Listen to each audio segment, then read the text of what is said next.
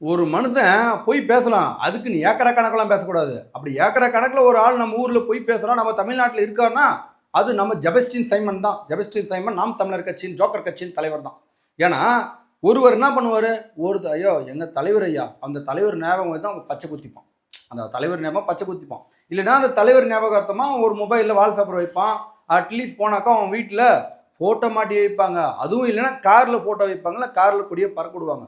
இவர் ஒரு மடி மேலே போய் ஒரு புரோடா ஒன்று விட்டார் பார்த்தியா, டேய் எல்லாம் வேற மாதிரி ஆளுடா, தரமான ஆளுடான்ற மாதிரி இது.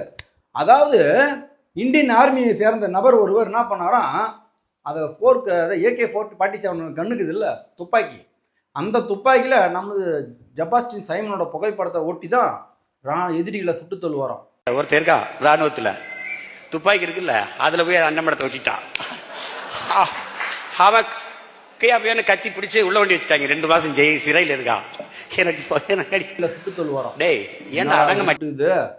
உருட்டுனா இது எவ்வளோ பேர் உருட்டு தெரியுமா? துப்பாக்கியை கண்டுபிடிச்சது நம்ம யார் தெரியுமா? நம்ம ஜெபாஸ்டின் சைமன் தான். அதனால தான் அந்த துப்பாக்கியை கண்டுபிடித்த ஒரு ஞாபகார்த்தமாக தான் அந்த புகைப்படம் துப்பாக்கியில் இருக்கு. இது எல்லாம் கேட்டுட்டு அந்த நாம் தமிழர் கட்சியில் தும்பிங்கிறாங்களா, தும்பிங்க அந்த தும்பிங்க உட்காந்து இந்த கதையெல்லாம் கேட்டுக்கிறானுங்க. ஆஹா, என் தலைவன் என்னடா பேசுகிறான், டே அவன் அத்தனையும் பொய்யா பேசுகிறான்டா, அதை நினச்சி பாருங்களானாக்கா கீழே உட்காந்து கை தட்டுறானுங்க.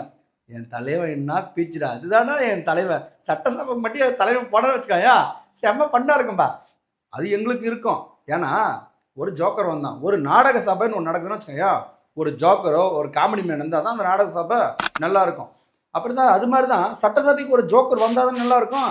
சீக்கிரம் கொண்டு வாங்கடா அந்த சிங்கத்தை, சீக்கிரம் நாங்களும் பார்க்கணும்.